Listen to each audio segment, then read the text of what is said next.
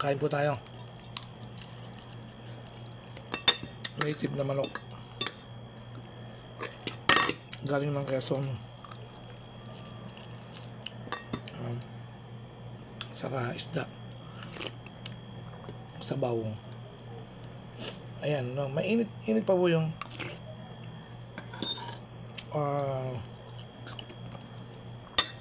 national issue or interest topic.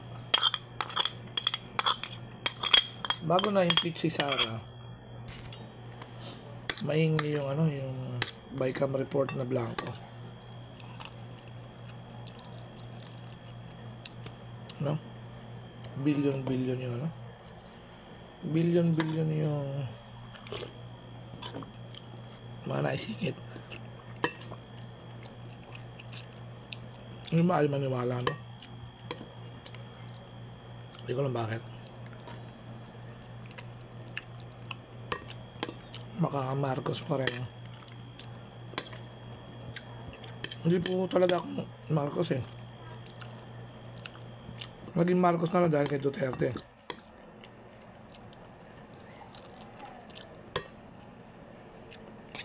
Ngayon magkaaway na sila at hinahayaan niya na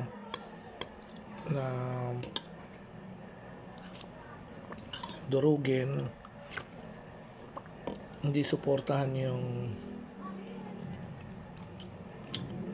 dating administration na tumulong para mapalibing yung kanyang ama para maging presidente si BBM.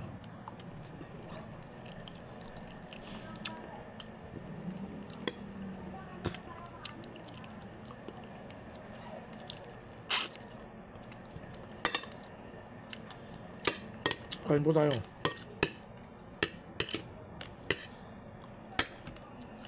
Guys, huwag kayong mag-alala, no? Ito po ay for video lang.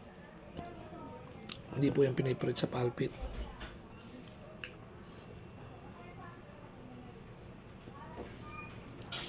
Dahil baka pumasok na. So, ayan, may kanina ko. No?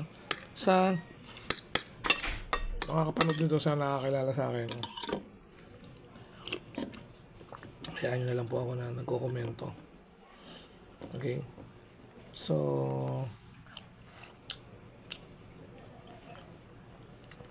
mas maganda nagsasalita.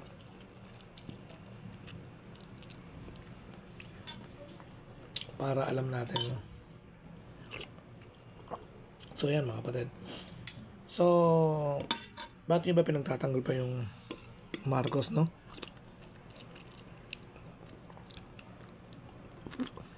Romualdez. Na alam natin na talamak ang korupsyon, no? Sa tingin nyo, pipirma kaya yung mga congressman, no? Nang walang kapalit? Diba? Yung impeachment kasi pure political, no? Hindi siya kriminal o kung ano pa man, no?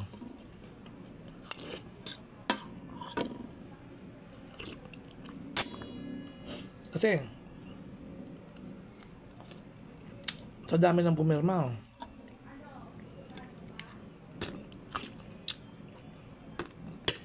Sa tingin nyo, walang pangako yan, no? No, hindi po, sabi nung sa kabilang page, bayaran daw ako. Hindi nila alam, no? Ako yung admin nung page, saka creator. Hindi naman ako binabayaran doon.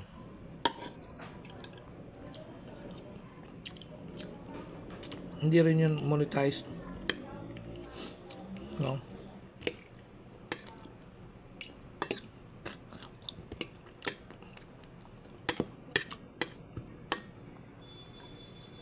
Hindi po tayo bayaran.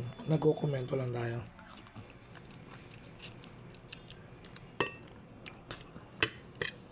So kayo na humusga mga kapatid. Sa nangyayari ngayon.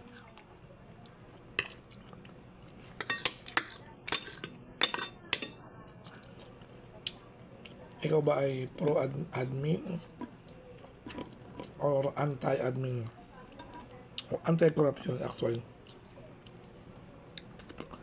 Hindi po pala ako anti-admin. Ang mga Kristiyano laging pro yan. Pro-admin. Yan, naniniwala tayo na ang inupo ng Diyos. Ang mga nakaupo ay inupo ng Diyos.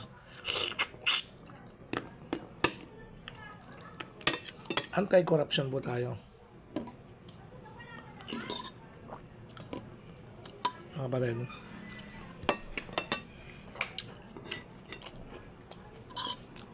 Kain po tayo.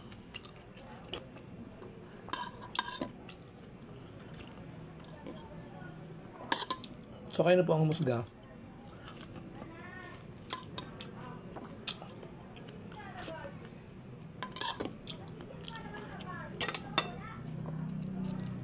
Saan nangyayari ngayon?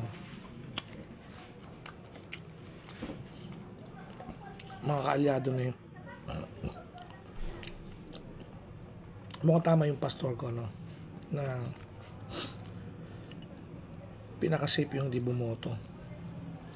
Lalo na kung di mo kilala. Kasi, kung alam mong korap yan, hindi dahil sa hearsay. Marami namang ebidensya.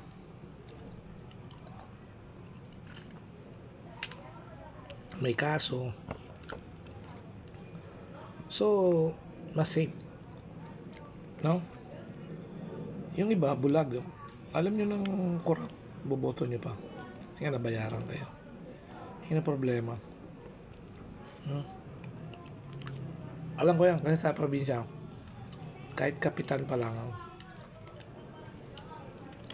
talamak ang lagayan. Hindi ko alam. Lalo na ngayon, sa eleksyon, baba ng pera. Alam nyo, kahit may magbayad sa akin, sabi ni Duterte, kunin mo yung bayad, pero huwag mo siyang boto. Ako hindi ko kunin yung bayad.